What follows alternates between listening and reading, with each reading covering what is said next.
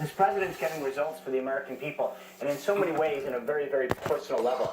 You think about the last 2 years that Pastor Brunson has been imprisoned and the impact that it's had on him, but also to his family, his congregation, his friends. This is a huge day for them in a very, very personal way. Meanwhile, the release of Pastor Brunson coincides with the disappearance of the Saudi columnist Jamal Khashoggi, a Washington Post columnist. Now we're at Turkish officials that they have video and audio evidence that Khashoggi was killed. I know that you've been following all this. There has been so much that we did not know about this story, and we continue to learn more.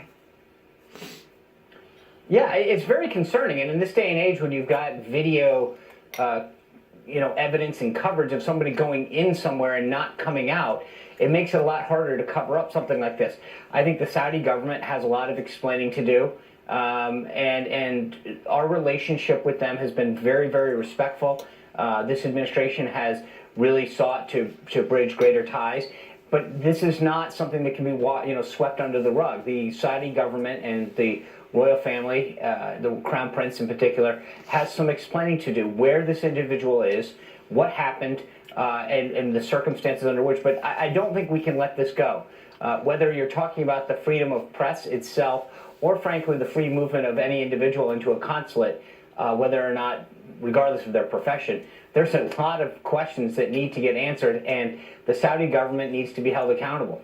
Meanwhile, Sean, a big conversation this week about civility and rhetoric. Hillary Clinton shared her thoughts on the civility in politics right now, or incivility. Eric Holder talking about when they go low, we kick them. That getting a lot of attention. He called it fake outrage, the way people have responded to that. Just want to get your thoughts as we end what has been a crazy week news-wise about this discussion about civility and the rhetoric being used on both sides of the aisle.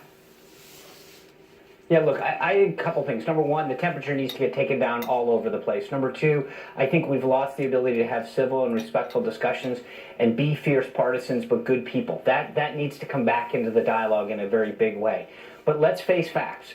It is the violence that's coming from the left that's the big problem here. They can call it a joke or call it what they want, but it was Republicans and conservatives that were shot at on a baseball field. It was a Republican congressman that they tried to break in and push down the office door to. It was a Republican senator and his wife that were attacked at a dinner. It was a Republican senator that was accosted in an elevator. All of the violence, all of the assaulting, all of the action is going from the left to the right. I don't see much of it going the other way around. And frankly, regardless of where it started and who's to stop, what I find concerning is the fact that the left is not trying to take the temperature down.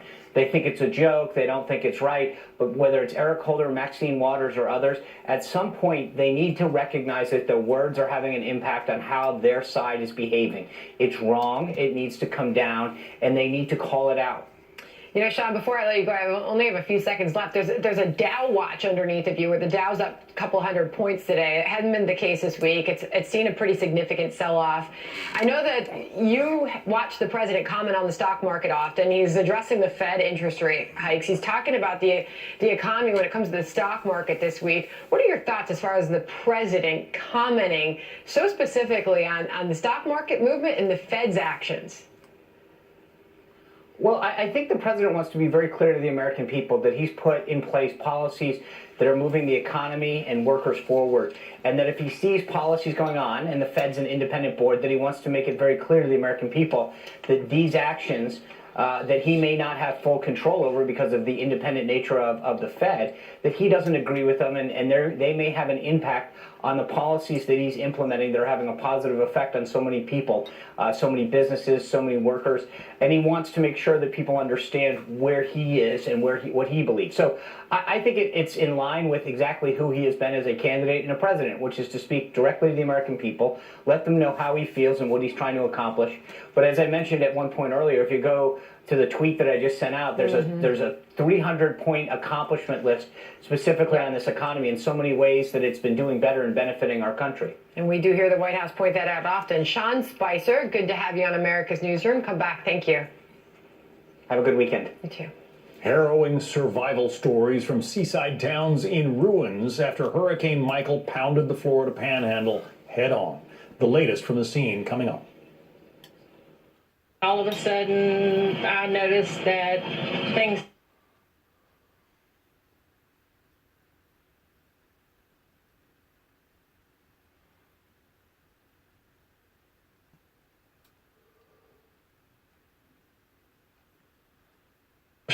You gotta try this. That's so good. That's not right. Neither is the way you get wireless. Mint Mobile took what's wrong with wireless and made it right. We're easy, online, and just $15 a month. Get your plan today at mintmobile.com. If you suffer from ED and you've seen your doctor about the little blue pill, you know it can be expensive. And seeing the doctor and waiting at the pharmacy can be a hassle. What if I told you that a certain little blue pill just came off patent December 11th? And that same active ingredient that's in the little blue pill is now available in generic form. No more getting ripped off by the big pharma companies. Here's what you do. Just go to forhims.com/ED and get started for just $5 while supplies last. Do you have a life insurance policy you no longer need? Now you can sell your policy, even a term policy, for an immediate cash payment. Call Coventry Direct to learn more. We thought we had planned carefully for our retirement. But we quickly realized we needed a way to supplement our income. Our friends sold their policy to help pay their medical bills. And that got me thinking. Maybe selling our policy could help with our retirement. I was skeptical, so I did some research and called Coventry Direct. They explained life insurance is a valuable asset that can be sold. We learned we could sell all of our policy or keep part of it with no future payments. Who knew? We sold our policy.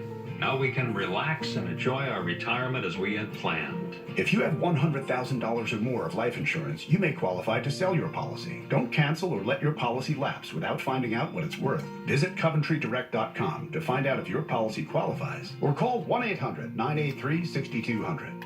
Coventry Direct, redefining insurance. It's like our lives are gone. You know, our lives, everything we have is gone now and stuff. We lost all our cars, everything and stuff. And so, I don't know. Anyway, I can't. It's sort of just hard to realize just what just happened. That's a resident of Mexico Beach, Florida, after Hurricane Michael ravaged his home and hometown. The storm obliterating neighborhoods in beach towns all across the Florida Panhandle.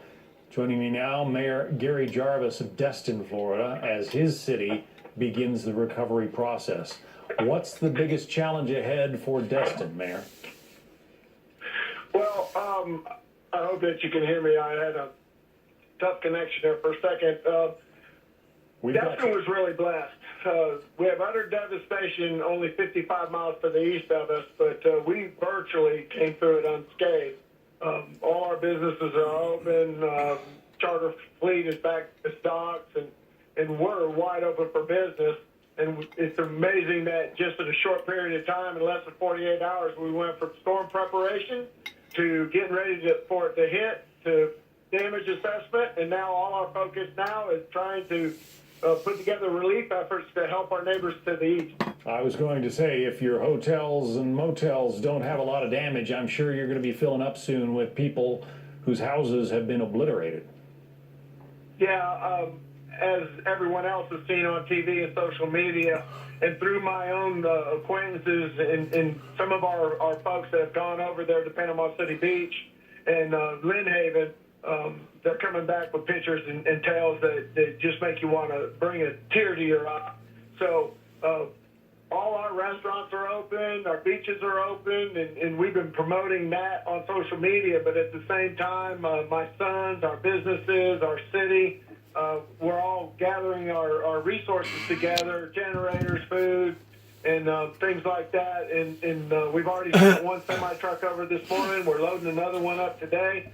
And so our community sighed a sigh of relief and have counted our blessings. And now basically we're focused on trying to help the people to the east of us in Panama City and Port St. Joe and, of course, Mexico Beach. Because from what I've seen, it's going to take everybody pulling together to try to help these people out. It's just, it's absolutely incredible, the damage. And often, communications are down, even still, because power is down. So you're putting out the word that you've not only got power, you've got, hotel rooms open and gasoline and all that kind of thing for your neighbors who need it. Yeah, that's right. We're actually coordinating. I've got through my work in fisheries, I'm a lifelong commercial fisherman. We've been working real hard just to try to take stock of our friends in the charter and the commercial fishing business and see if they're alive, if their vessels survive. And in the meantime, we have acquaintances. We got a couple different charity groups that their main focus is on feeding large amount of people, whether they're workers or victims of the storm. And we're trying to coordinate that now. We got a group, the Lighthouse Rescue Group out of Houston, or coming over Mayor tomorrow. Jarvis, we're gonna have to leave it there. In Argonne, who out of Atlanta, Mayor they Jarvis, just I know left that North you're not Carolina able to. yesterday. So You're not able we're to trying hear to bring me. all our resources to bear to help these people out. Thanks very much, Mayor Gary Jarvis, Destin, Florida. We thank all of those folks that are able to call in to us. It's hard to hear and see sometimes, but we're managing because we need to tell the story that is happening on the ground in Florida. Ground zero for devastation, Mexico Beach, Florida. Senator Bill Nelson of Florida will join us next. Nothing says fall like a homecoming football game. So let's promote our fall travel deal on choicehotels.com.